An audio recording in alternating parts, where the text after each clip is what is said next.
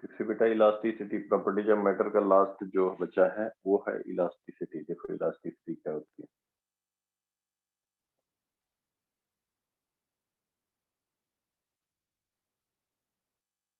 जो कोई भी ऑब्जेक्ट है, इसका shape and size, definite shape and size, अगर इस पे हम फोर्स लगाते हैं सच दैट इसका शेप एंड साइज अगर चेंज होता है, डिफॉर्म होता है, तो जो फोर्स अप्लाई कर रहे हैं जिससे forces due to which object shape and size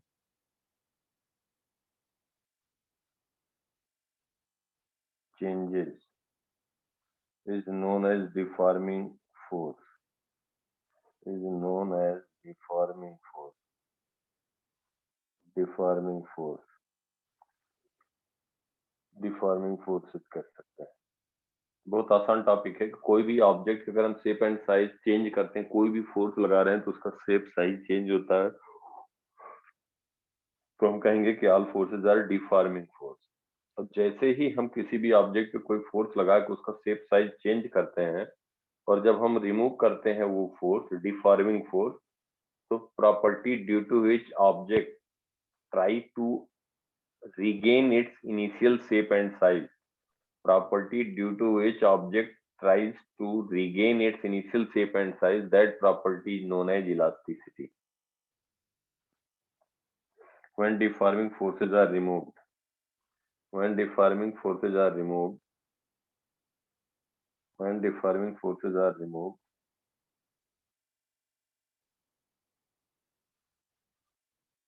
when deforming forces are removed, when deforming forces are removed, property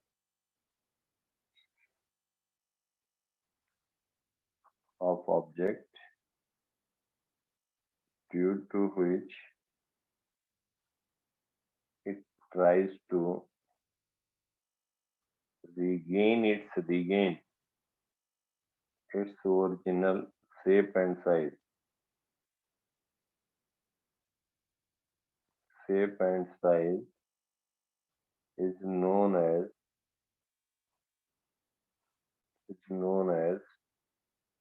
elasticity, is known as elasticity। तो जैसे ये एक कॉमन क्वेश्चन पूछा जाता है कि जैसे अगर हम स्टील और रबड़ वायर में कहें तो कहें कौन ज्यादा इलास्टिक है। Suppose this is a steel wire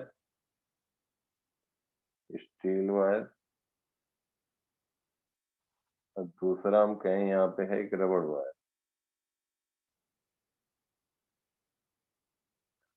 अगर इस पे फोर्स एफ लगाएंगे, तो ऑब्वियसली इसका लेंथ बहुत कम इंक्रीज करेगा और ये ज्यादा लेंथ से इसका डिफॉर्म होगा। इंक्रीज इन लेंथ को एल कहें, इनिशियल लेंथ को एल कहें, डेल्टा एल कम हो। जब हम फोर्स को रिमूव कर देते हैं तो स्टील वायर रिगेन कर लेगा अपना ओरिजिनल लेंथ और इसमें कुछ परमानेंट शिफ्ट हो जाता है। रबड़ को अगर इलांगेट करें तो एग्जैक्टली ओरिजिनल लेंथ के बराबर होने में इसकी चांसेस कम है रबड़ वायर में। तो इसलिए हम कहते हैं कि ज्यादा इलास्टिक कौन हुआ, मोर इलास्टिक कौन सा मटेरियल हुआ, स्टील। तो मोर इलास्टिक कौन सा हुआ,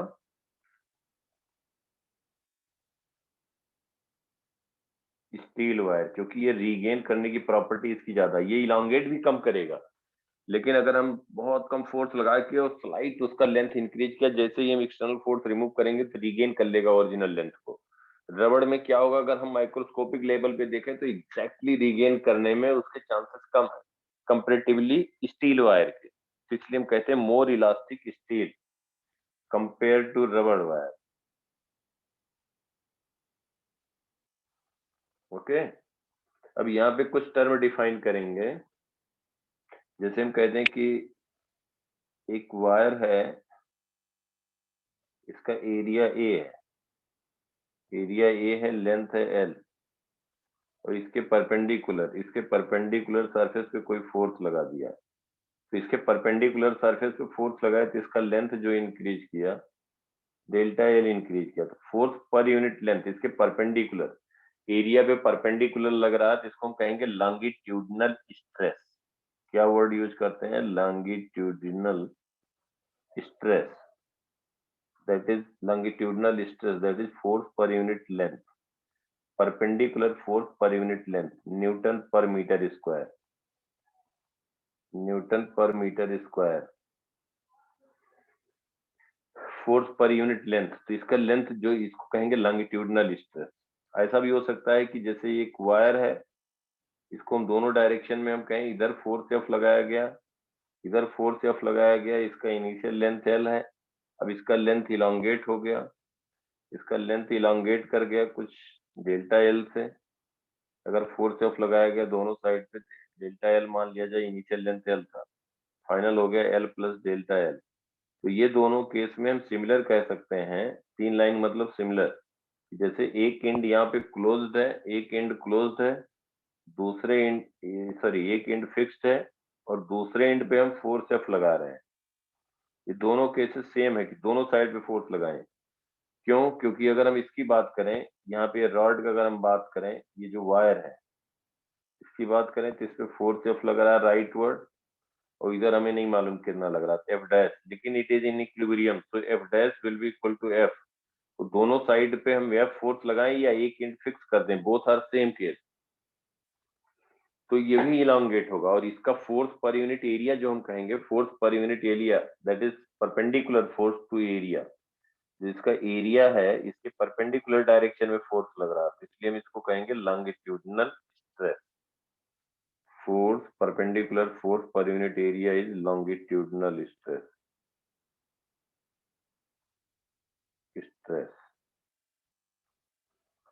अगर हम कंप्रेस करेंगे, कोई रॉड है इसके अपोजिट डायरेक्शन में फोर्स लगाएंगे, इसका लेंथ एल है, इसके अपोजिट डायरेक्शन में फोर्स लगाएंगे, तो ऑब्वियसली इसका लेंथ कुछ कम हो जाएगा, इसका लेंथ कुछ डिक्रीज कर जाएगा, और हम कहेंगे कि ये जो है तब भी जो स्ट्रेस होगा नॉर्मल स्ट्रेस या लॉन्गिट्यूडिनल स्ट्रेस होगा, और एल माइनस डेल्टा एल हो गया, तो हम कहेंगे जो फोर्स लगाया गया उसके कारण लेंथ डिक्रीज कर गया।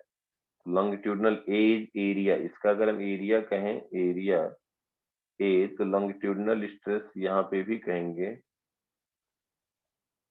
stress that is equal to perpendicular force per unit area, that is force per unit area, Newton per meter square।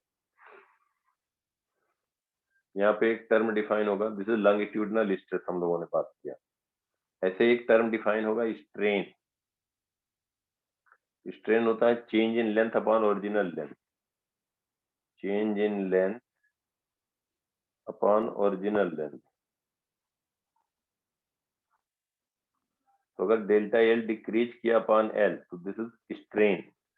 Length के अलॉन्ग बात करेंगे तो लॉन्गिट्यूडिनल स्ट्रेन कहेंगे, longitudinal strain. Decrease in length या increase in length delta L upon L, तो strain is unitless quantity, strain is unitless और dimensionless quantity.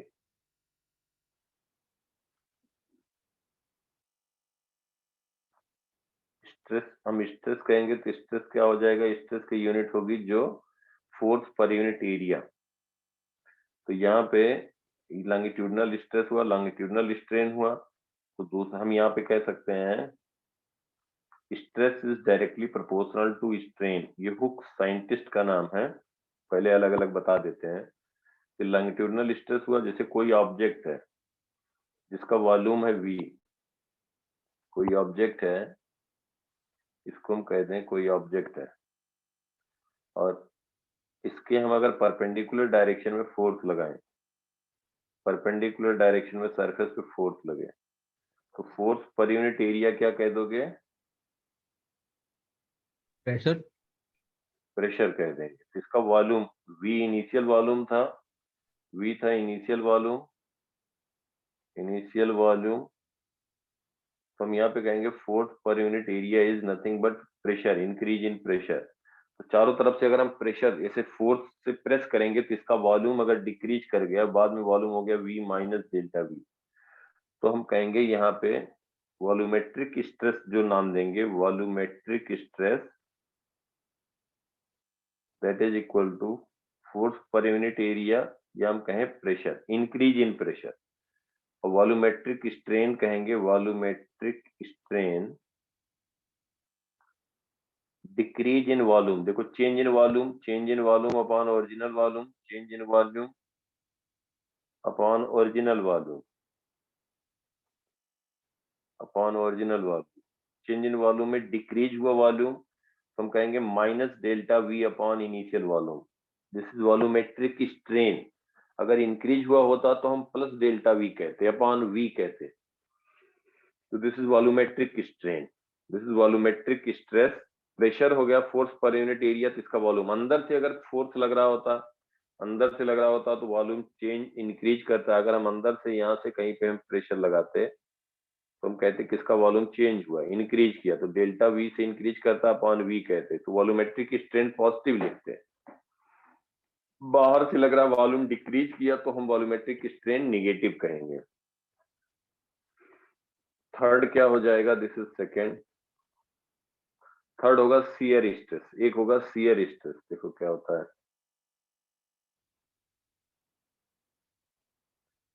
Shear stress हुआ कि जैसे अगर एक क्यूब है,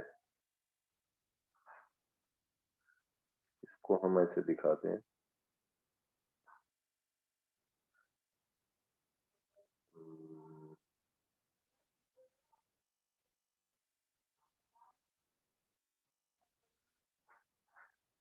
ये जैसे सरफेस है और ये है सरफेस में यहाँ पे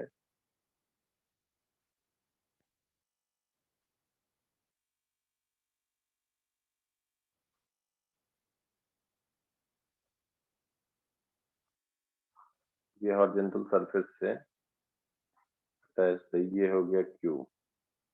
लोअर सरफेस ऐसे अटैच है और ये अपर सरफेस है, अपर सरफेस है। तो हमें साइड से जो दिखेगा ये ऐसे कुछ दिखेगा।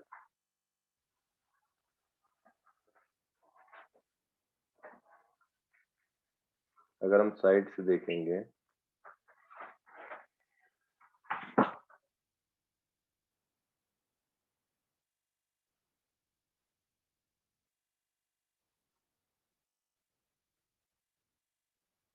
ये हमें ऐसे दिखेगा, और ये हम कह सकते हैं कि अगर ये अटैच्ड है हॉरिजॉन्टल सरफेस से, फिक्स्ड है, ये सरफेस फिक्स्ड है। अब इस पे अगर हम इसके सरफेस पे अपर सरफेस देखो जिसका एरिया ए है, ये नीचे से फिक्स्ड है, तो अपर सरफेस पे अगर हम फोर्स लगाएंगे, अपर सरफेस पे फोर्स लगाएं, जैसे ये ब्लॉक रखा है, इसके अपर सरफेस पे अगर हम फोर्स लगाएं तो force per unit area tangential direction है।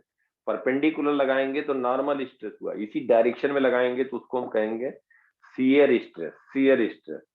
तो अगर इस पे हम कहें कि इस पे जो फोर्स लग रहा है वो फोर्स लग रहा है इस सरफेस के अलावा, तो हम इसको कहेंगे shear stress tangential force per unit area, इसको हम कहेंगे शियर स्ट्रेस।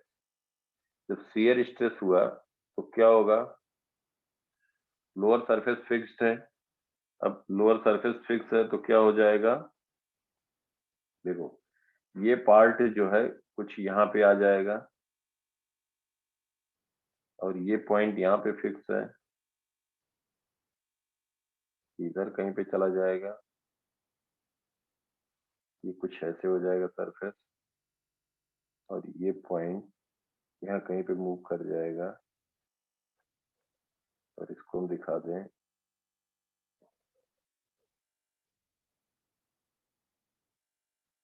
कि वर्टिकल से, देखो वर्टिकल से ये एंगल कुछ थीटा बन गया अगर इसके टेंजेंट डायरेक्शन में फोर्स लगाया गया शियर स्ट्रेस। ये कुछ वर्टिकल लाइन जो होगी, ये वर्टिकल लाइन कुछ इंक्लाइन हो जाएगी वर्टिकल से, दिस एंगल थीटा।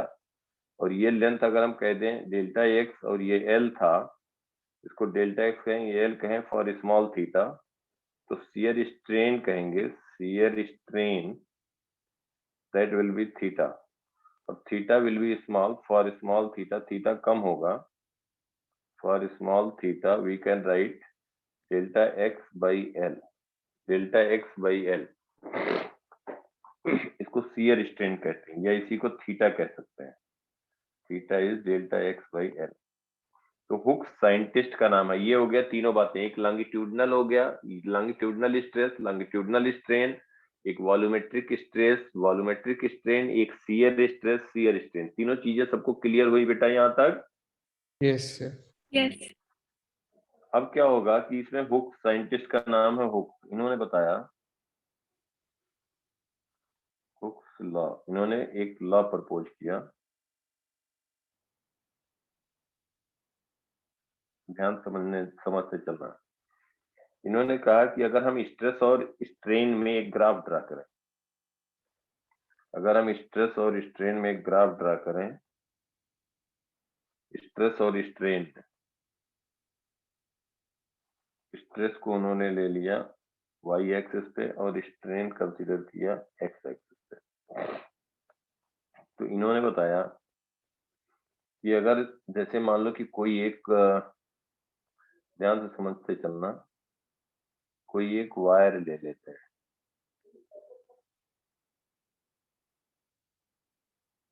ठीक है, और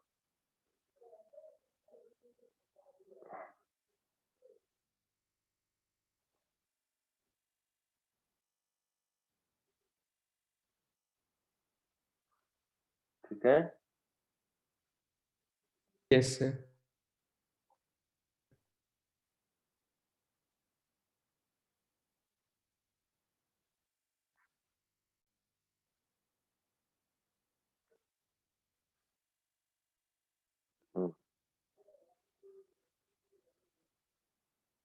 तो इन्होंने बताया कि अगर कोई एक वायर ले लिया जाए,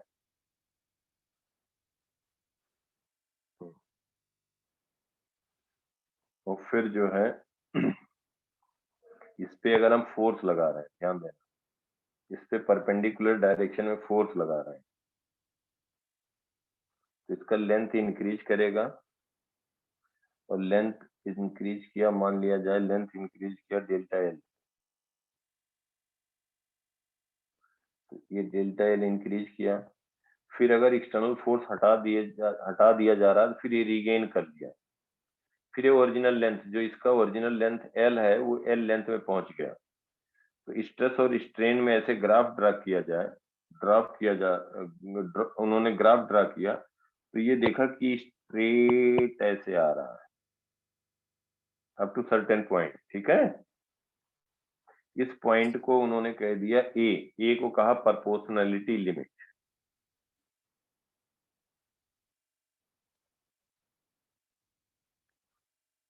मतलब ये बताया, ये कहा कि ए पॉइंट तक डायरेक्टली प्रोपोर्शनल, स्ट्रेस और strain directly proportional to, stress is directly proportional to strain है, जैसे हम रिमूव कर रहे हैं वो अपने ओरिजिनल लेंथ में आ रहा है।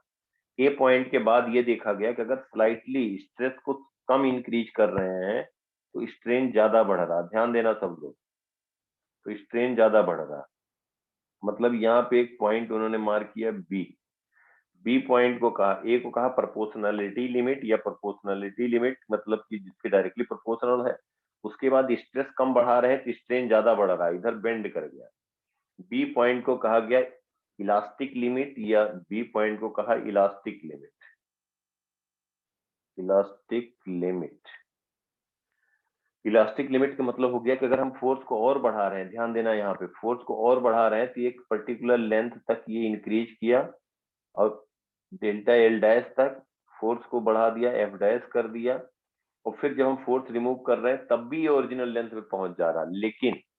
लेकिन यहाँ पे ध्यान देना कि डायरेक्टली प्रोपोर्शनल नहीं है, तो डायरेक्टली प्रोपोर्शनल किस पॉइंट तक रहा, ए पॉइंट तक। उसके बाद भी ये इलांगेट हुआ, लेकिन स्ट्रेस कम बढ़ा, स्ट्रेस कम इंक्रीज हुआ, स्ट्रेन ज्यादा बढ़ गया, कर्व हो गया ना स्ट्रेन के साइड में, यस सर। तब भी रिमूव कर रहे हैं, तब भी एक्सटर्नल फोर्स या डिफॉर्मिंग फोर्स हटा रहे हैं, तो ओरिजिनल लेंथ रिगेन कर रहा। अब ये देखा हुक्स ने कि अगर इससे ज्यादा थोड़ा भी, डेल्टा एल डैश से ज्यादा थोड़ा भी अगर हम लेंथ इंक्रीज कर दे रहे हैं, ध्यान समझना, अगर डेल्टा एल डैश से ज्यादा थोड़ा भी लेंथ हम इंक्रीज कर दे रहे हैं ड्यू टू डिफॉर्मिंग फोर्सेस, तो अपने ओरिजिनल लेंथ में ये नहीं आ पा रहा है। मतलब अगर उसके बाद भी हम फर्दर फोर्स बढ़ा दें, एफ डबल डैश कह दें, और इसकी लेंथ अगर डेल्टा एल डैश से ज्यादा हो गया, तो उसके बाद कहीं पे भी हम कहें, कहीं पे भी अगर उसके बाद किसी भी पॉइंट पे हम इसके बी पॉइंट के राइट साइड चले गए, तो बी पॉइंट पे ये एग्जैक्टली नहीं आ रहा, तो समवेयर कुछ इसमें परमानेंट शिफ्ट हो जा रहा है, मतलब कुछ लेंथ परमानेंटली इंक्रीज कर जा रही है, वो रिगेन ही नहीं कर पा रहा। समझ पा रहे हो सब लोग?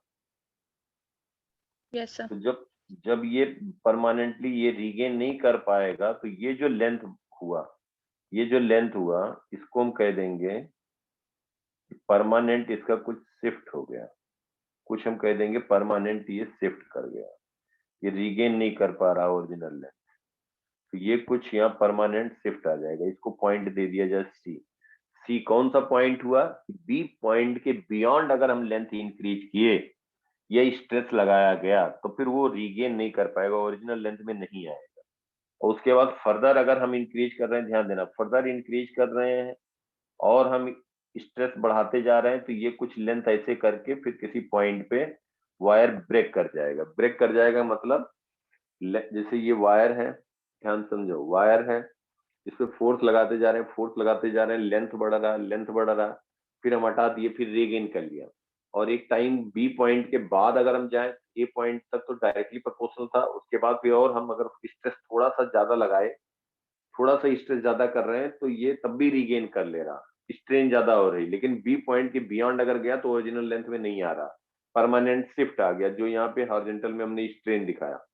उसके बाद अगर हम स्ट्रेस और लगा रहे हैं तो क्या हो रहा है, बहुत तेजी से लेंथ बढ़ रहा, तेजी से बढ़ करके फिर ब्रेक कर जाएगा। और ये जो पॉइंट यहाँ पे डी दिखा रहे हैं इसको कहते हैं फ्रैक्चर पॉइंट। डी हो गया फ्रैक्चर पॉइंट, नाम ऐसे लिख दे रहे हैं जिससे याद रहे। और सी पॉइंट कौन सा पॉइंट हुआ? ये परमानेंट शिफ्ट वाला हुआ, इसका कोई नाम नहीं है। बी के बियॉन्ड अगर हम गए कहीं पे, फिर फोर्स एक्सटर्नल हटा दिए तो कुछ शिफ्ट आ जाएगा, जो शिफ्ट आ गया वही हमने सी पॉइंट इनके बीच में दिखा दिया। बी तक गया तो फिर वापस आ जाएगा, इसी को इलास्टिक लिमिट या यील्ड पॉइंट कहते हैं। और यील्ड पॉइंट तो हुक्स ने बताया कि विद इन प्रोपोर्शनल लिमिट, ध्यान देना, till point A, according to Hooke's law, according to Hooke's law, according to Hooke's law, stress is directly proportional to strain. Stress is directly proportional to strain.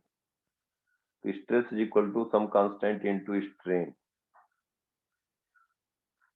Some constant into strain. ठीक है? Yes, sir.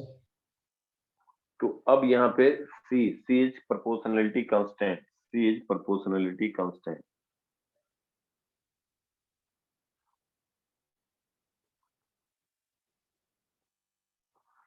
Proportionality constant.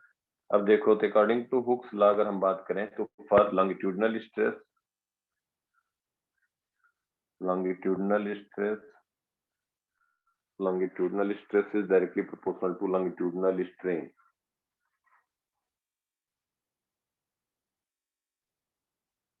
Stress is directly proportional to longitudinal strain.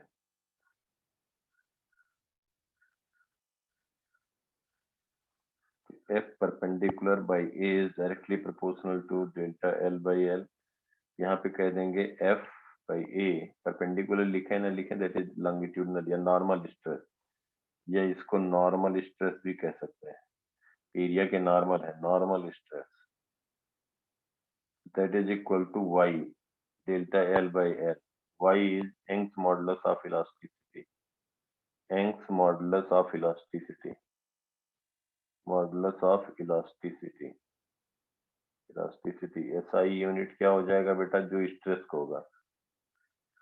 Is Newton per metre square.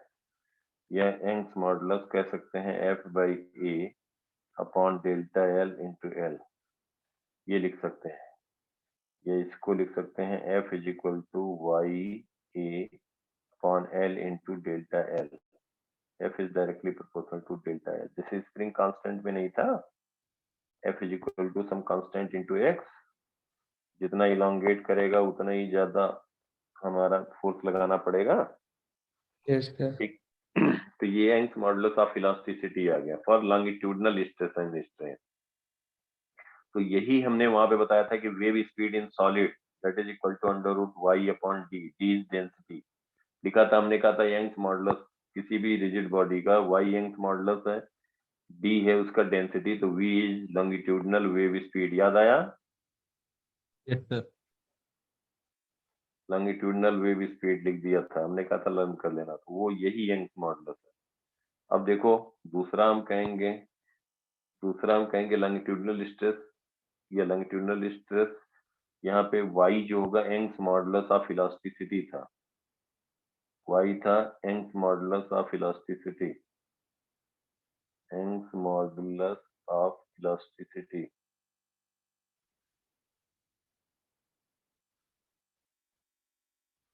दूसरा हो जाएगा bulk modulus या volumetric stress and strain.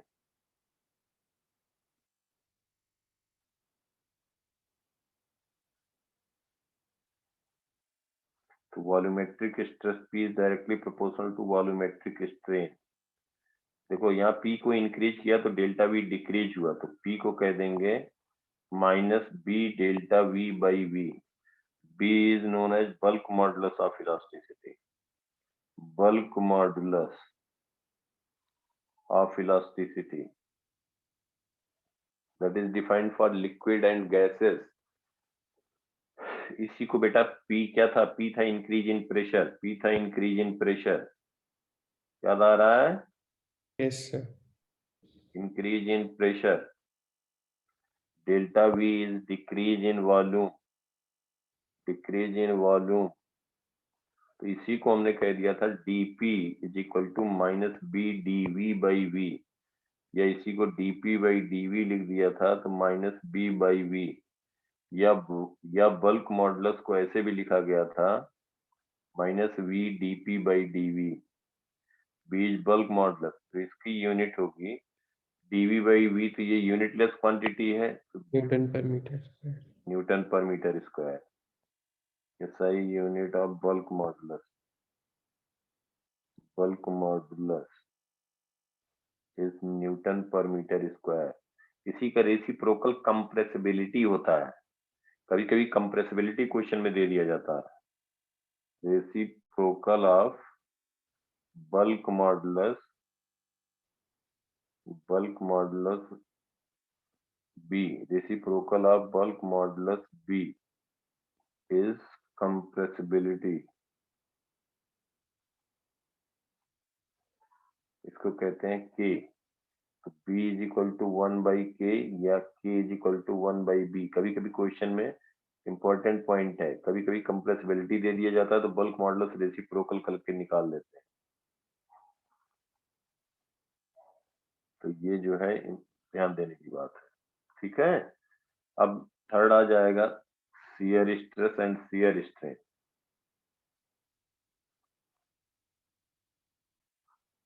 Shear stress and shear strain, इसी में हमने लिखा था कि इसी में लिखा था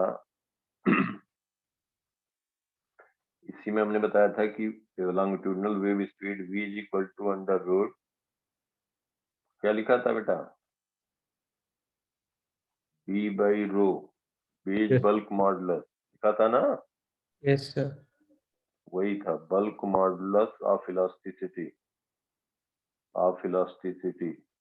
रो is density of medium, density of medium. Medium में लिक्विड हो सकता है, गैस हो सकता है। गैस के लिए हमने बताया था gamma p by rho, density of medium that is fluid. Gases के लिए हमने लिखा था, गैसेस के लिए longitudinal wave under root gamma p by rho, gamma is Cp by Cv। Chemistry में पढ़ा होगा, specific heat capacity at constant pressure upon specific heat capacity at constant volume. तो रो इज डेंसिटी, क्लियर बिल्कुल। Yes sir. Next shear stress and shear strain. Shear stress and shear strain, shear strain, तो यहाँ पे हम कहेंगे shear stress tangential force per unit area is directly proportional to theta. Shear strain Ft by A, tangential force per unit area that is eta. Eta को हम कहते हैं modulus of rigidity, modulus of rigidity. Rigidity, तो इसको हम लिख सकते हैं थीटा लिख दें, या थीटा को हम कह सकते हैं delta X by L.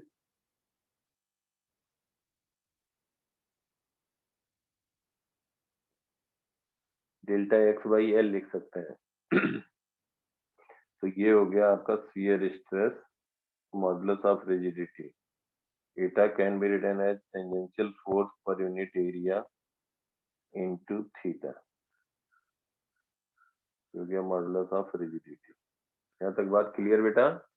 Yes sir. तो ये सब बहुत आसान था, ऐसा कुछ इसमें है नहीं। अब नेक्स्ट जो है, देखो इलास्टिक, अगर हम कहें कि इलास्टिक पोटेंशियल एनर्जी, ध्यान देना, इलास्टिक पोटेंशियल एनर्जी क्या होगा? इलास्टिक पोटेंशियल एनर्जी, अगर हम कहें कि एक वायर है जिसका लेंथ एल है, यंग्स मॉडुलस वाई है, और इसका लेंथ डेल्टा एल से इंक्रीज कर दिया जाए, इसका लेंथ डेल्टा एल से इंक्रीज कर दिया जाए,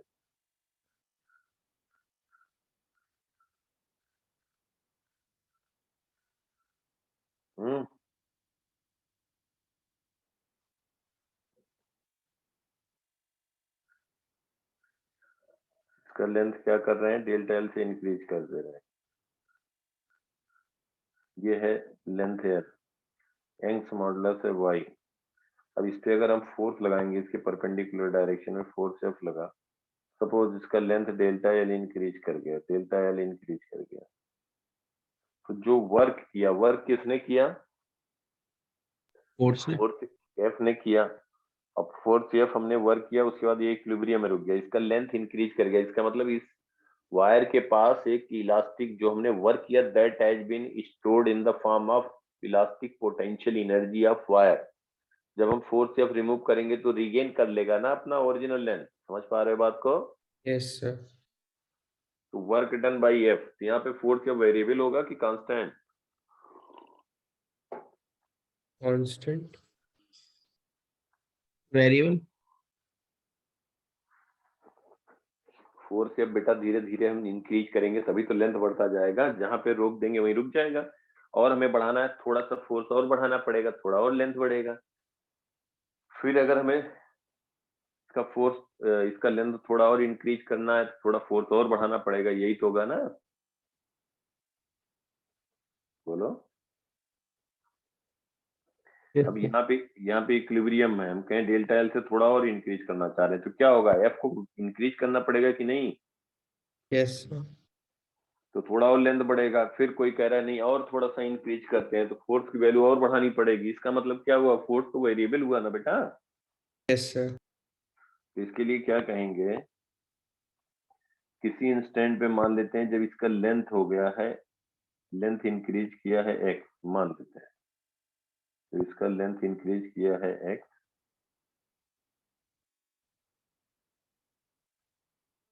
जब इसका लेंथ इंक्रीज किया है एक्स, उस समय पे हम फोर्स एफ डैश लिख सकते हैं। A is area, cross sectional area, तो हम क्या लिख सकते हैं? F dash upon A is equal to Y into X by L. समझ पा रहे हैं बेटा सब लोग? Yes sir. एफ डैश क्या लिख दोगे? Y A upon L into x, ये लिखोगे यस सर। कि फोर्स हुआ। अब हम कह दें कि स्मॉल एलिमेंट dx के लिए, dx लेंथ इंक्रीज करने के लिए हम फोर्स को कांस्टेंट मान सकते हैं, मान सकते हैं ना?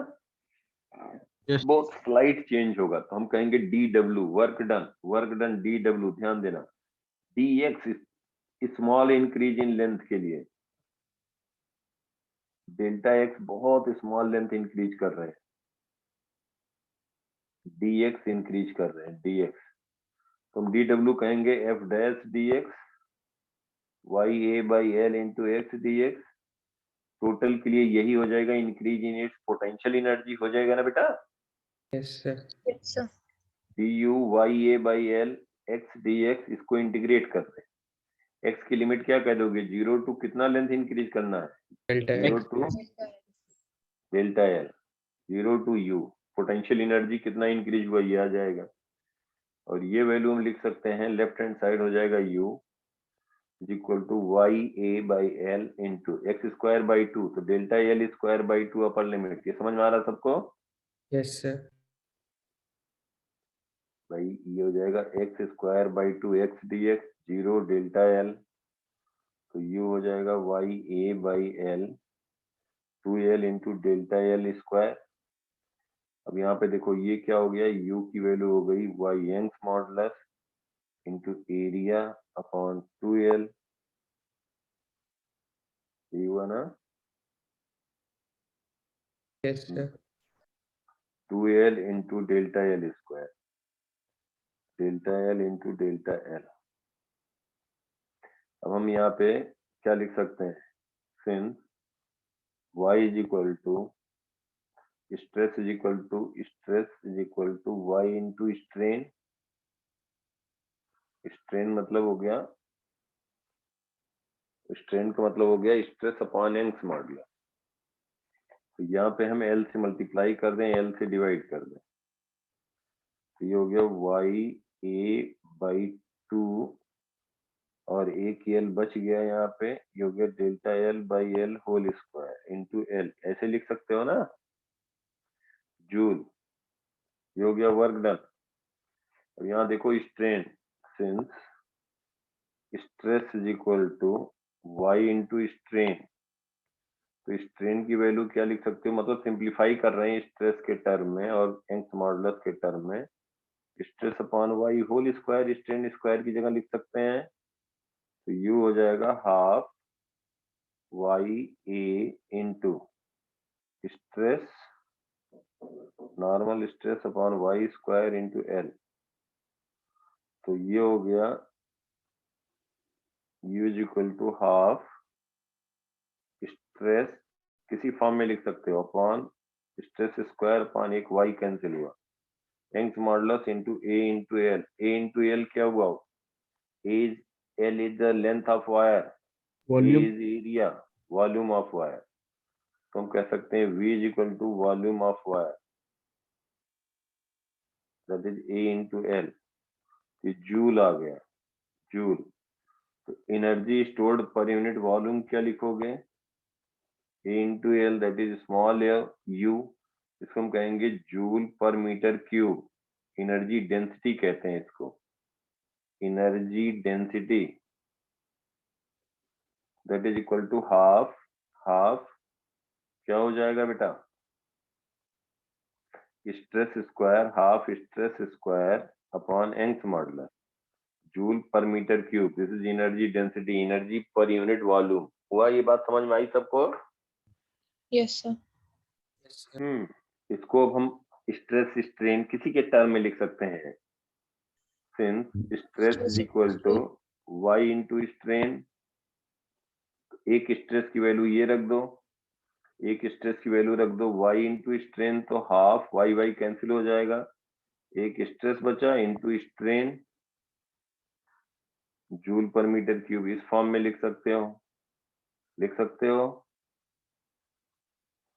या स्ट्रेस को ही लिख दो, तो y into strain whole square, तो half y into strain whole square joule per metre cube, तो डिफरेंट वे में ऐसे लिख सकते हो। तो this is elastic potential energy stored in wire, elastic potential energy stored in wire. Clear यहाँ तक की बात? Yes, sir. Yes sir. अब एक छोटा सा पॉइंट यहाँ पे रह रहा है, टॉर्सन, वो भी देख लो, कुछ नहीं है, सब आसान, देखो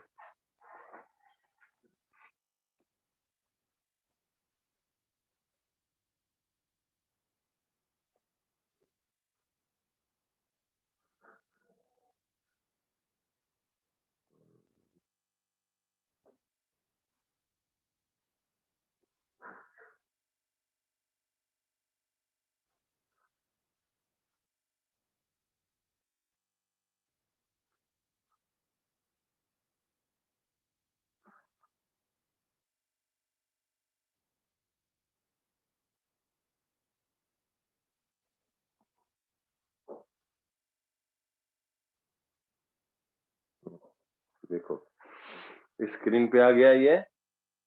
Yes, sir.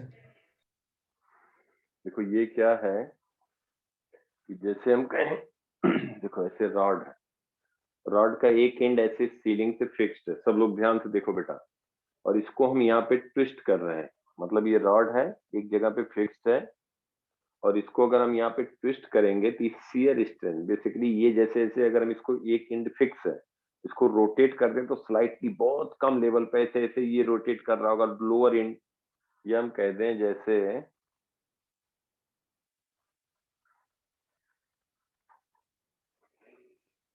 कोई भी एक हम प्लेट ले लें, एक प्लेट ले लें, हॉरिजॉन्टल सरफेस पे ऐसे प्लेट ले लें, ये रॉड से ऐसे कनेक्ट कर दें, ध्यान देना ऐसे रॉड से कनेक्ट कर दें, इस प्लेट को कनेक्ट कर दें, डिस्क को ऐसे हम रोटेट करके ऐसे छोड़ दें, तो डिस्क ऐसे ऐसे रोटेट करने लग जाएगा ना। Yes, sir. वही हम रॉड के बारे में कह रहे हैं, रॉड। देखो यहाँ पे कुछ नहीं, ये अब दिया इसमें तो मैं बता दे रहा हूँ, बाकी ये ऐसा सिलेबस में तो नहीं है ना पूछा गया, लेकिन अब है मॉड्यूल में तो मैं बता दे रहा हूँ। तो क्या करते हैं कि जैसे अगर ये फिक्स है, ध्यान देना सब लोग, एक सिलेंड्रिकल रॉड है, एक सिलेंड्रिकल रॉड है, और ये इसका लेंथ है एल, इसको रोटेट कर दिया गया, इसको ट्विस्ट किया, ऐसे ट्विस्ट कर रहे हैं, ऐसे ट्विस्ट कर रहे हैं, तो क्या होगा कि जो बेटा इस पे देखना ध्यान से, जो हम एक लाइन ऐसे दिखा रहे हैं डॉटेड लाइन इनिशियली वर्टिकल, सब लोग ध्यान समझना, जो इनिशियल वर्टिकल लाइन इस पे हमने मार्क किया है, तो जब इसको ट्विस्ट करेंगे तो ये लाइन स्लाइटली, ये लाइन क्या हो जाएगी बेटा स्लाइटली, ये भी ट्विस्ट हो जाएगा ना, Yes, sir.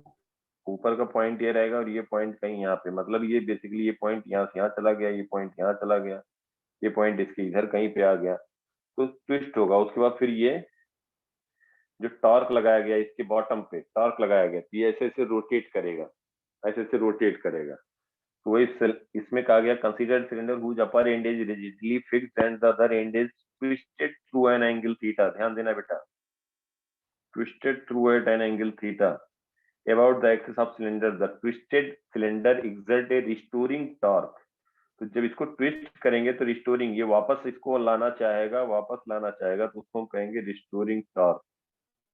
तो restoring torque will be equal to minus restoring, मतलब टिल्ट तो किया एंटी क्लॉकवाइज सेंस में येलो से, लेकिन रिस्टोरिंग टॉर्क बढ़ रहा है इधर, इसलिए minus half pi eta R power 4 by L. L is the length of this rod, cylindrical rod. R is the radius. R is the radius. ये हो जाएगा इसका रेडियस R, और थीटा जो है ये वर्टिकल से जो लाइन है इसका एंगुलर ट्विस्ट जो होगा वो थीटा होगा। L लेंथ है, तो that is R power 4 into theta. ये हम restoring torque directly proportional to कह सकते हैं माइनस थीटा, इसी को प्रोपोर्शनलिटी कांस्टेंट कहते हैं, C माइनस सी इंटू थीटा, तो सी की वैल्यू जो होगी पाई eta R power 4, pi eta R power 4 by 2l।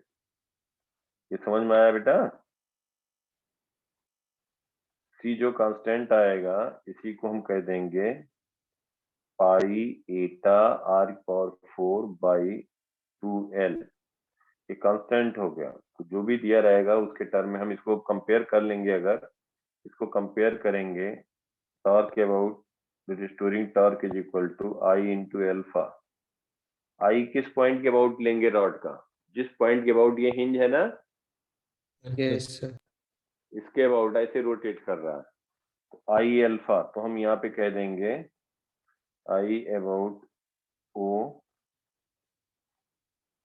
तो हम यहाँ पे लिखेंगे I about O into alpha is equal to minus pi eta R power 4। ये बस लर्न कर लेना, मालूम रहे, है तो नहीं, पूछा नहीं गया, लेकिन अब इसमें दिया था तो मैं बता दे रहा हूँ, pi eta R power 4 by 2l into theta upon I naught, तो alpha is equal to minus omega square theta से कंपेयर करेंगे तो ओमेगा स्क्वायर की वैल्यू आ जाएगी pi eta R power 4 whole square, sorry R power 4 upon 2l I naught, omega लिख दोगे यहाँ पे under root pi eta I power 4 upon 2l I not.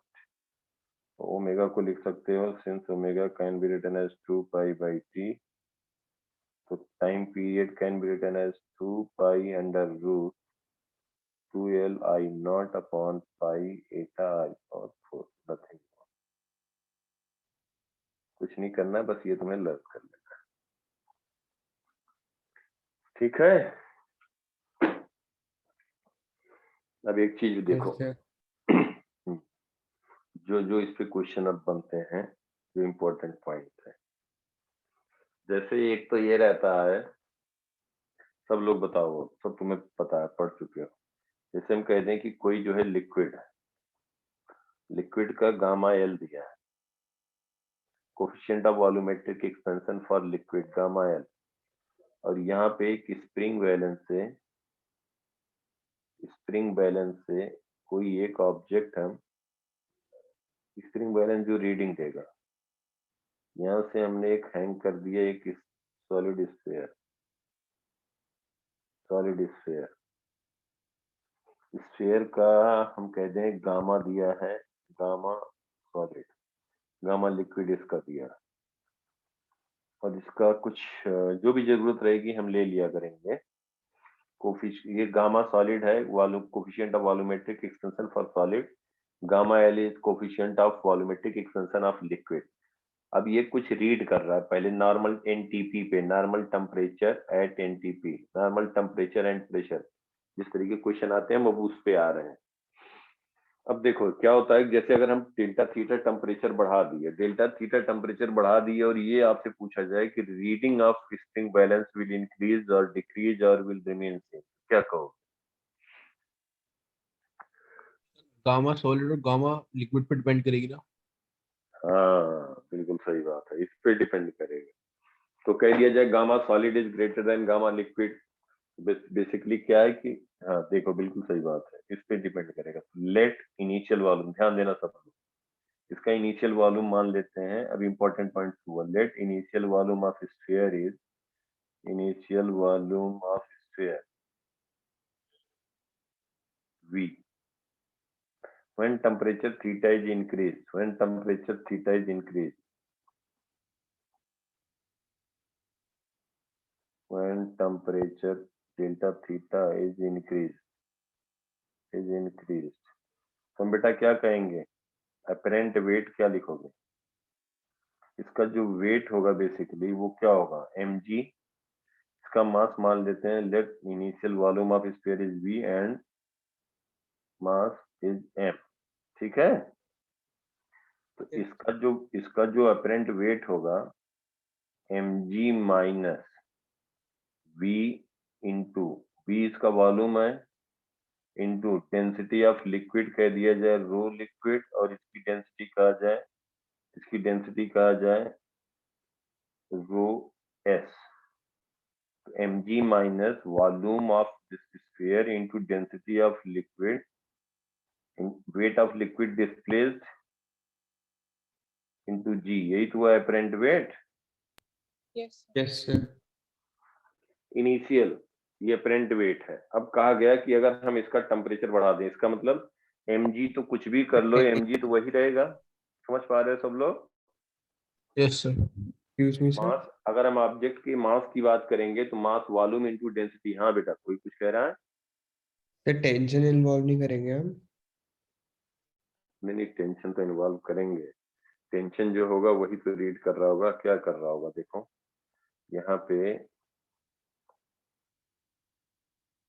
पे इसका टेंशन T हो गया, वेट mg हो गया, बॉयंट फोर्स Fb हो गया, तो tension plus buoyant force is equal to mg।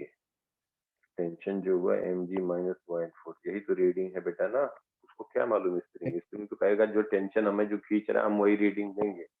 अब इधर स्फीयर के साथ क्या हो रहा है उसको नहीं मालूम भाई, उसको जो पुल करेगा जिससे वही तो वही रीडिंग देगा। Yes, sir. यही तो अपरेंट वेट हमने लिख दिया बेटा, देखो समझ गए। Yes, sir. तो जो टेंशन होगा वो यही है। तो बेसिकली अब टेंशन जो चेंज होगा, mg तो चेंज होना नहीं है, m में क्या होगा, वॉल्यूम इनटू डेंसिटी होगा, वॉल्यूम बढ़ेगा स्फीयर का तो डेंसिटी कम होगा, वॉल्यूम कम होगा तो डेंसिटी ज्यादा होगा। तो mgm जो होगा, मास टोटल मास, हीट देने हीट लेने से तो मास नहीं चेंज होगा ना। Yes, ये sir. सबको क्लियर बात। Yes, sir.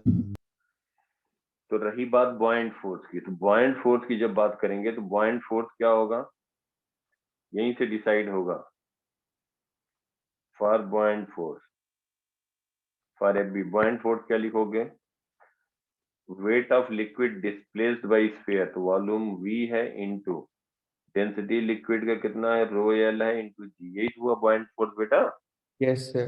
When temperature is raised delta theta, किसी को डाउट हो तो पूछना, when delta theta temperature is raised, temperature is raised, तब क्या कहोगे बोलो। Sir, V One 1 plus gamma V solid theta. v हो जाएगा v into 1 plus gamma solid delta theta, density क्या हो जाएगी, रो एल लिक्विड की 1 डेंसिटी minus बेटा 1 minus gamma L delta theta into G, यही हुआ ना। Yes, sir. Sir. v into rho L G 1 plus gamma S delta theta upon इसको 1 plus gamma L delta theta, ऐसे लिख सकते हो। Yes, sir. Yes, sir. देखो कुछ नहीं है बेटा, 1 minus gamma L delta theta को हम लिख सकते हैं 1 plus gamma L delta theta की power -1, 1 upon 1 plus gamma L delta theta, यही लिख दिया ना। इसको लिख सकते हैं कि नहीं बताओ, Yes, sir. यही लिख दिया। ये बॉयंट फोर्स या बी डैश हुआ व्हेन टेम्परेचर इज रेज्ड। अब देखो राइट साइड पे, ये पहले था बॉयंट फोर्स, यही था ना बेटा। yes, Yes. अब इन दोनों क्वांटिटी पे डिपेंड करेगा। If gamma solid is equal to gamma liquid, जो स्फेयर का जो है volumetric coefficient of volumetric expansion वही लिक्विड का हो जाए, तो रीडिंग जो स्प्रिंग बैलेंस होगा वो चेंज नहीं होगा। समझ पा रहे हो बेटा। Yes, sir. Then F B dash is equal to F B, जो पहले था, no there will be no change in reading, there will be no change in reading.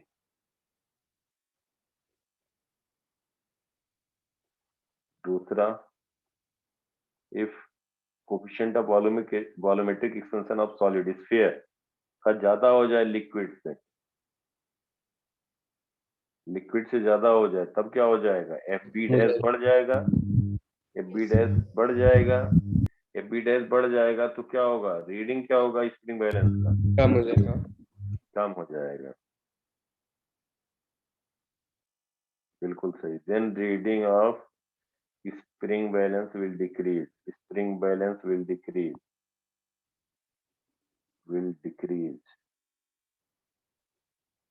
तीसरा, if gamma S is lesser than gamma liquid, liquid का ज्यादा हो जाए, then F B dash lesser than F B, the reading of spring balance Increases. spring balance will increase। ये समझ में आया बेटा सबको। Yes, sir. इसमें एक और पॉइंट देखो, कभी कभी क्या होता है कि जैसे ये हैवी वर्टिकल वॉल है, ध्यान देना, बाकी न्यूमेरिक वैल्यू दिया रहेगा सब कर लोगे यार। देखो ध्यान से, जैसे अगर मान लो एक रॉड है, इनके बीच में कनेक्ट कर दिया जाए रॉड, इसका इनिशियल लेंथ एल्फा है, coefficient of linear expansion alpha है, और इसका Young's modulus of elasticity y है, एरिया a। एक रॉड है, दो हैवी वॉल मतलब वॉल इधर उधर नहीं होंगे, कुछ भी हो जाए, समझ पा रहे हो सब लोग। Yes, sir. और ये जस्ट फिटेड है, ध्यान से समझना सब लोग, ये जस्ट फिटेड है बिटवीन टू वर्टिकल वॉल। अब क्या हो रहा है कि जस्ट फिटेड है मतलब कि इनका ये न इसमें कोई टेंशन एक्ट कर रहा, जस्ट ये अपने नेचुरल लेंथ में इनके बीच में जस्ट होल्ड कर रहा है। If delta theta temperature rise कर दिया जाए, delta theta temperature is increase, ठीक है, find force force exerted by wall on rod. Force exerted by wall on rod. दूसरा इसका पूछा जाए longitudinal strain, stress and strain, ये पूछा जा रहा है। स्ट्रेस एंड स्ट्रेन कब? जब डेल्टा थीटा टेम्परेचर राइज कर दिया गया। बताओ कैसे किया जाए? फिर एरिया बढ़ जाएगा। पहले से डेल्टा थीटा निकाल लेंगे। ये बताओ स्ट्रेस और स्ट्रेन क्या होगा? रॉड है, area we will consider, radii will remain same. Radii इसका हम दिखा दिए इतना मोटा, उसका एरिया कंपेयर टू लेंथ जो होगा, एरिया बहुत स्मॉल। समझ रहे हो बात? Strain sir alpha delta theta होगा। बिल्कुल सही बात है, गुड। अल्फा डेल्टा थीटा होगा। Area of rod can be considered as constant. बता रहे हैं क्यों? Area of rod area of rod will be taken constant। चलिए इसको कांस्टेंट लेंगे। ध्यान देना, अगर ये एक वॉल नहीं होता, देखो ध्यान से, अभी तो अपने नेचुरल लेंथ में, अगर ये वॉल नहीं होता, जरा ध्यान से समझो सब लोग पहले। अगर ये एक वॉल नहीं होता, एक ही वॉल होता, और इसका टेम्परेचर डेल्टा थीटा बढ़ाते तो क्या हो जाता? इसका लेंथ बढ़ जाता। कितना बढ़ जाता? थोड़ा समझाने के लिए ऐसे बना रहे हैं। डेल्टा एल बढ़ जाता ना, यस सर। Yes, sir. और ये होता है एल अल्फा डेल्टा थीटा। ये सबको समझ में आ रही बात? Yes, sir. बोलो सभी लोग, बेटा बोलो, सबको समझ में आ रही बात? Yes, sir. अब क्या हुआ कि ये इतना लेंथ इंक्रीज कर जाता, लेकिन ये इंक्रीज नहीं होने दिया। किसने नहीं होने दिया? वर्टिकल वॉल ने। इसका मतलब हुआ कि जब वर्टिकल वॉल हमारा यहाँ पे है, हैवी वॉल, ये फिक्स है, तो ये इलांगेट होना चाह रहा है, तो इसने कहा नहीं भाई, हम जाने नहीं देंगे, हम नहीं बढ़ने देंगे लेंथ। ध्यान देना, ये कह रहा है कहाँ उधर जा रहे हो, हम नहीं जाने देंगे। वर्टिकल वॉल अपनी जगह से हिलेगा नहीं। इधर फोर्स लगाया, फिर रॉड इधर जाना चाहेगा, ये भी फोर्स लगाएगा, इक्वल एंड अपोजिट। कहेगा भाई कहीं पे भी लेंथ नहीं बढ़ने देंगे, जहां पे हो उतना ही लेंथ रहेगा। इसका मतलब कि दोनों रॉड के एंड पे, ध्यान देना, अगर ये वॉल नहीं होता तो लेंथ बढ़ जाता, तो नॉर्मल स्ट्रेस या लॉन्गिट्यूडिनल स्ट्रेस क्या हो जाता? जीरो। समझ पा रहे हो सब लोग? यस। अब ये दोनों फोर्स लगा रहे हैं, कह रहे हैं हम लेंथ बढ़ने नहीं देंगे, कुछ भी हो जाए, डेल्टा एल की वैल्यू हम इंक्रीज नहीं होने देंगे। तब क्या होगा? तो इसने कहा नहीं बढ़ने देंगे तो कोई बात नहीं। तो इसका मतलब ये जो फोर्स लगाया वर्टिकल वॉल ने रॉड पे दोनों साइड्स लगाया, इन्होंने लेंथ कितना डिक्रीज किया?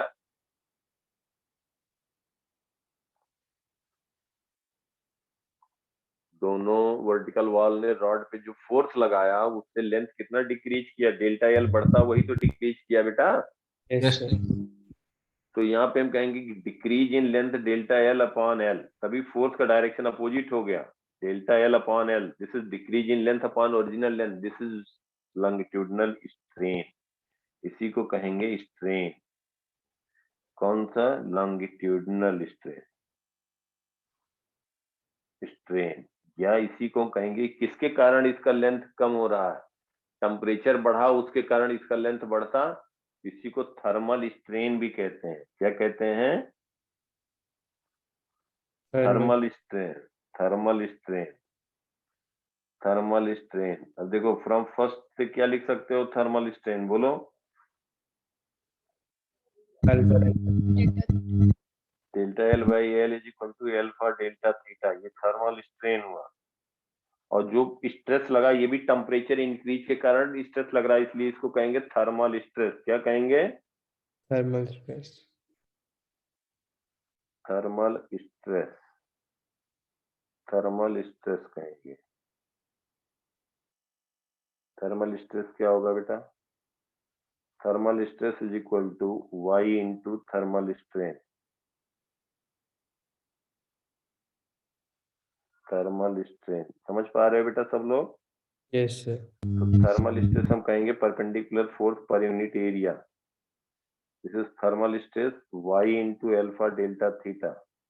परपेंडिकुलर जो फोर्स लगा y alpha delta theta into A. ये फोर्स लगाया, किसने फोर्स लगाया? Vertical wall. Wall. Vertical wall ने लगाया। Due to vertical wall on rod, इसकी लेंथ नहीं बढ़ी, ये हो गया फोर्स लगा रहा, इसने फोर्स लगाया।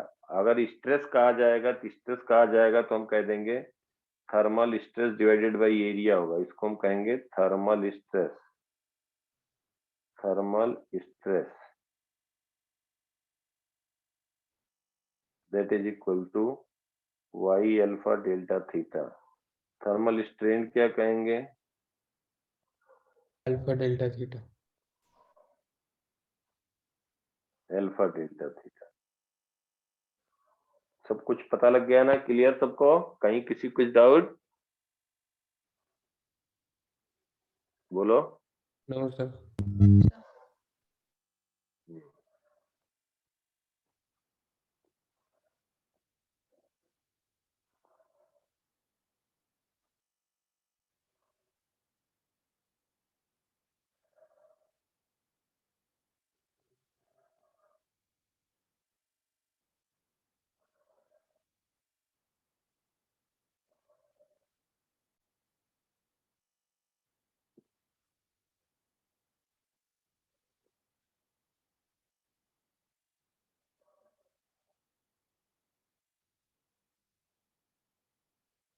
ये जो है सब लोगों को करना है, सब आसान है तो समझा दिया।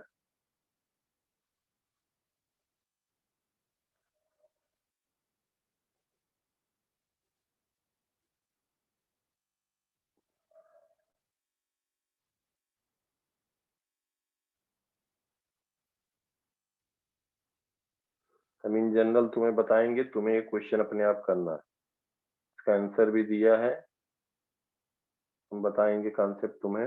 सब सेम हम नहीं डिस्कस कर रहे हैं इसलिए कि तुम्हें भी करना चाहिए फिर। देखो यहीं पे हम बात कह रहे हैं कि अगर मान लो ये वर्टिकल वॉल है, ये वर्टिकल वॉल है, किसी को कहीं डाउट कुछ रहा करे विदाउट एनी एजुकेशन बेटा तुरंत पूछा करो। ये दिया है, रॉड का हम थोड़ा दिखाने के लिए ज्यादा बना दे रहे हैं area.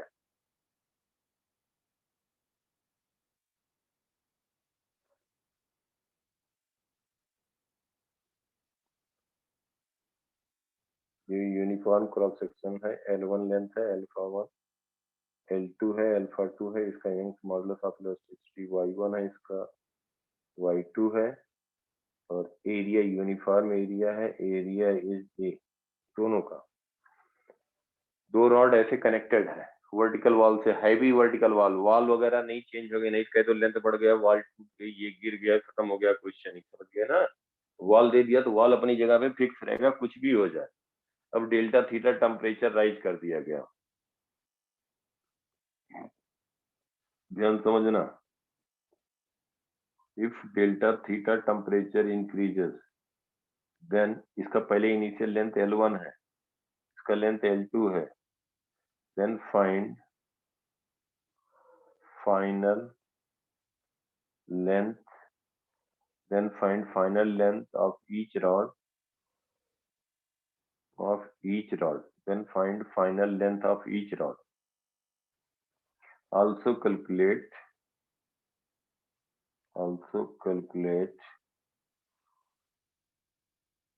force exerted by rod on wall,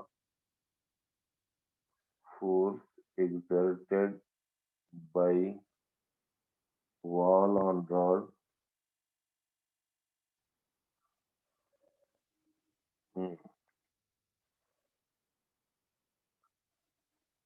Assume area of cross section will remain same. Area of cross section of rod will remain same. ठीक है, देखो और यहाँ पे क्या हो रहा है कि अगर ध्यान से देखो, 2 रॉड कर दिया गया, 2 रॉड कर दिया गया,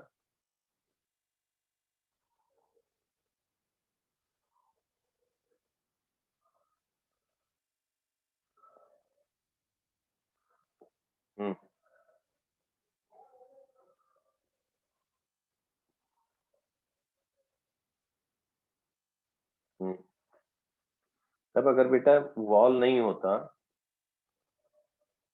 तो एक बात देखो कि अगर हम मान लें दोनों वर्टिकल वॉल है और एक रॉड होता, ध्यान से समझना, समझते चलो ध्यान से, बाद में कहोगे ये कैसे लिख दिया गया, इसलिए एकदम एक एक स्टेप।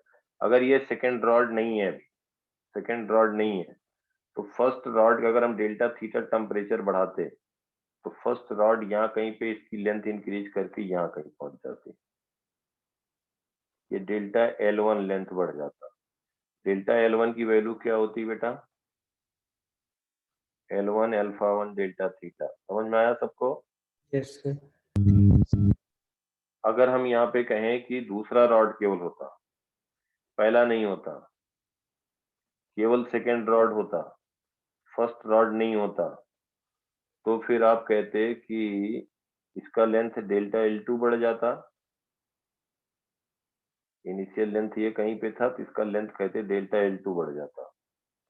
तो डेल्टा L2 जो लिखते, डेल्टा L2 कहते L2 into alpha 2 delta theta, ये कहते हैं अगर फर्स्ट नहीं होता तो। इसको हम फर्स्ट रॉड कह रहे हैं, इसको सेकंड कह रहे हैं। This is first rod, this is second rod. यहाँ तक सबको समझ में आ रही बात? Yes, sir. अब दोनों रॉड है, दोनों रॉड है, तो ये भाई जंक्शन देखना, ध्यान से समझो। अब ये जंक्शन राइट जाना चाहेगा due to first rod expand करना चाहेगा, सेकंड रॉड एक्सपेंड करना चाहेगा, वो कहेगा नहीं जंक्शन लेफ्ट जाएगा।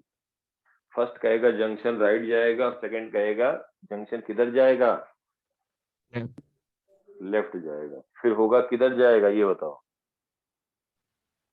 फिर जिधर एक्सपेंशन ज्यादा होगा। डिपेंड करेगा इनके कोफिशिएंट ऑफ लीनियर एक्सपेंशन पे, यंग्स मॉडुलस पे किधर जाएगा। देखो डेल्टा L1 डेल्टा L2 कौन फोर्स अभी एक समय होगा, देखो ध्यान से। हम यहाँ पे कोई भी मान ले रहे हैं बेटा, हम मान ले रहे हैं कि ये जंक्शन शिफ्ट कर गया राइटवर्ड। देखो ध्यान से हमारी बात सुनो, ये नहीं कि राइट ही शिफ्ट होगा। कोई कह सकता नहीं सर हम नहीं मानते राइट, लेफ्ट मानते हैं, तो वो भी सही है। हम मान रहे हैं कि जंक्शन शिफ्ट हो गया delta L rightward, delta L rightward shift हो गया, ठीक है बेटा? Yes, sir. अब अगर मान लो फाइनल हमने वैल्यू रखा, कैलकुलेट किया, हमारा डेल्टा L आ गया निगेटिव, इसका मतलब जो हमने माना वो गलत हो गया, उसके अपोजिट डायरेक्शन में होगा। समझ पा रहे हो ना? Yes, sir. अगर हमने मान लिया डेल्टा L राइटवर्ड शिफ्ट हो रहा है और वैल्यू पॉजिटिव आ गई, इसका मतलब हमारा करेक्ट हो गया। अगर किसी ने मान लिया कि डेल्टा L शिफ्ट हुआ जंक्शन लेफ्टवर्ड और उसने कैलकुलेट किया तो उसका अगर पॉजिटिव आ गया तो हमारा नेगेटिव आएगा, हमारा पॉजिटिव आ गया तो उसका नेगेटिव आएगा। लेकिन कहीं पे भी किधर भी मान लो गलत नहीं है। समझ में आई गई बात यहाँ तक? Yes, sir. अब देखो ध्यान से, इसका मतलब क्या हुआ कि जो रॉड 1 है बेटा, ध्यान से समझो, जो रॉड 1 है वो इलांगेट कहां तक करता, वो कहां तक इलांगेट करता? डेल्टा L1 तक। डेल्टा L1 तक करता। और ये और डेल्टा L1 तक करता तो इसका मतलब डेल्टा L1 से इसकी लेंथ डिक्रीज हुई। कितनी डिक्रीज हुई? Delta L1 minus delta L। Delta L1 minus delta L decrease हुआ। वो किसके कारण डिक्रीज हुआ? जो ये इसके थर्मल स्ट्रेस जो डेवलप हुआ, राइट? Yes, sir. तो डिक्रीज इन लेंथ कितना लिखेंगे रॉड 1 का? डेल्टा क्या कहोगे? Delta L1 minus delta L, इतना डिक्रीज हुआ ना बेटा। Yes. अब आ जाओ रॉड 2 के लिए। रॉड 2 कितना लेंथ इसका बढ़ता है बेटा? Delta Delta L2। और ये जंक्शन कहाँ चला गया बताओ? राइटवर्ड चला गया। कंप्रेस कितना हुआ सेकंड रॉड? डेल्टा L है Delta L. Plus L2। Delta delta L plus L2, delta L2 तो बेचारा कंप्रेस हुआ अपने नेचुरल लेंथ से और कंप्रेस हो गया। समझ पा रहे हो बात को? Yes, junction sir. शिफ्ट कर गया राइट वर्ड। तो सेकेंड रॉड में हम कहेंगे सेकेंड रॉड का लेंथ डिक्रीज हुआ delta L2 plus delta L, और फर्स्ट रॉड का लेंथ जो डिक्रीज हुआ delta L1 minus delta L। सबके समझ में आया? Yes. Yes, sir. और ये इस तरह से एडजस्ट होगा, इस तरह से जंक्शन एडजस्ट होगा कि भाई ये इस पे फोर्स लगा रहा होगा, जरा ध्यान देना सब लोग, इस पे फोर्स लगा रहा होगा, ये इधर फोर्स लगा रहा होगा, ये जंक्शन पे फोर्स लगा रहा होगा, ये इधर लगा रहा होगा, सब इक्वल होंगे तभी तो रुकेगा बेटा ना कहीं पे। Yes, sir. सब पे जो फोर्स लग रहा होगा सब पे इक्वल एंड अपोजिट होगा बेटा, सब पे इक्वल एंड अपोजिट होगा force, equal and opposite force होगा हर जंक्शन पे, हर पॉइंट पे इक्वल एंड अपोजिट होगा, तभी तो इक्विलिब्रियम होगा। तो फर्स्ट रॉड का थर्मल स्ट्रेन कितना आया? फॉर रॉड वन अपने आप एक बार सब लोग लिखना, सबको कह रहा हूं। तो delta L1 minus delta L, इतना लेंथ डिक्रीज हुआ, इफेक्टिव लेंथ जो डिक्रीज हुआ फर्स्ट रॉड का जो ब्लू से दिखा रहे हैं वो हुआ delta L1 minus delta L। तो delta L1 minus delta L इतना डिक्रीज हुआ अपॉन ओरिजिनल लेंथ कितना है L1, ये हुआ स्ट्रेन, ये हुआ स्ट्रेन। किस में हुआ strain? In rod 1, that is equal to thermal stress. समझ में आया सबको? Yes. बोलो बेटा। Yes. फॉर रॉड 2 क्या लिखोगे? रॉड 2 के लिए delta L2 plus delta L, इतना लेंथ डिक्रीज किया, इनिशियल लेंथ L2 है, into Y2 that is equal to thermal stress. ये सेम रहेगा दोनों में फ्रॉम फर्स्ट एंड सेकेंड, दोनों को इक्वेट कर दिया जाए। सबके समझ में आ रही बात बेटा? डेल्टा L1 है L1 alpha 1 delta theta minus delta L into Y1 upon, देखो फर्स्ट और सेकंड से, Y1 by L1 is equal to delta L2 है L2 alpha 2 delta theta plus delta L by L2 कह दें, या इसको हम कह दें Y2 बाई L2। यहाँ सब कुछ मालूम है, डेल्टा L की वैल्यू आ गई कि नहीं? Yes. तो फाइनल लेंथ ऑफ रॉड 1 क्या कहोगे? L1 plus delta L। Final length of rod 2 क्या कहोगे? L2 minus. Delta L। और उसके बाद फिर जब ये आ गया तो हम सब कुछ आ गया, तो फोर्स स्ट्रेस आ जाएगा, ये वैल्यू आ गई। तो फोर्स अगर पूछा जाए तो दैट इज A इंटू जो भी क्वांटिटी आई है। सबके समझ में आ गई बात यहाँ तक? Yes, sir. जो क्वेश्चन दिया इसको करना है सबको, किसी को कहीं कुछ डाउट है तो बोलो, ये कर लेना, नहीं तो बाद में फिर वही कंफ्यूज रहोगे। कुछ है नहीं, आसान है। इसीलिए इसको हमने लास्ट में पढ़ाया था कि हम एक्सपेंशन, थर्मल एक्सपेंशन नहीं पढ़ाते, इलास्टिसिटी पहले कर देते तो ये सब क्वेश्चन नहीं डिस्कस हो पाता। इसीलिए हम वहां पे इलास्टिसिटी ना करा के पहले हम उधर वेव फिर कैलोरीमेट्री तब यहाँ पे आए हैं। समझ गए सब लोग? Yes, sir. Yes, sir. किसी को कहीं है डाउट एक बार देख लो, कहीं पे कुछ पूछना है कुछ भी, विदाउट एनी एजिटेशन, हम क्वेश्चन नहीं तो यहाँ पे और हम लिख दे रहे हैं होमवर्क में, सब क्वेश्चन करना। ये जो क्वेश्चन मैं दे रहा हूँ ये बहुत जरूरी है, इम्पोर्टेंट है, हम सॉल्व करते जाएंगे, उससे भी तुम्हारा फायदा नहीं होगा। सच तो ये करना तो बेटा आपको पड़ेगा, एक बार टाइम दोगे, बल्कि तब उसके बाद नहीं होता है डिस्कस करोगे तो उसमें तुम्हारा फायदा होगा। हर किसी को कह रहा हूँ।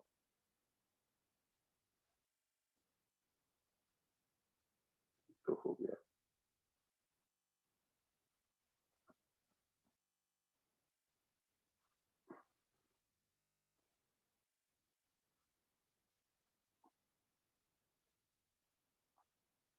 हो सकता है कि आप क्वेश्चन 2 बार हो जाए, कोई बात नहीं है, तो एक ही करना।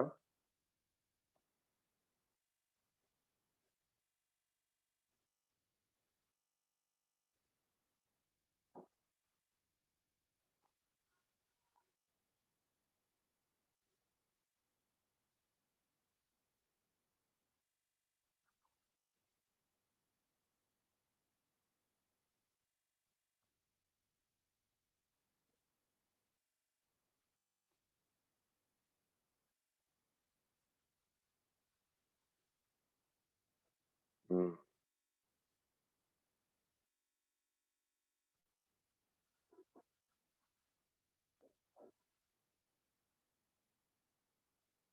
हो गया है,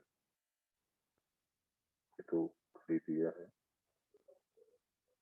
ठीक है, ये क्वेश्चन कर लेना बेटा सब लोग, कल भी हम क्लास लेंगे।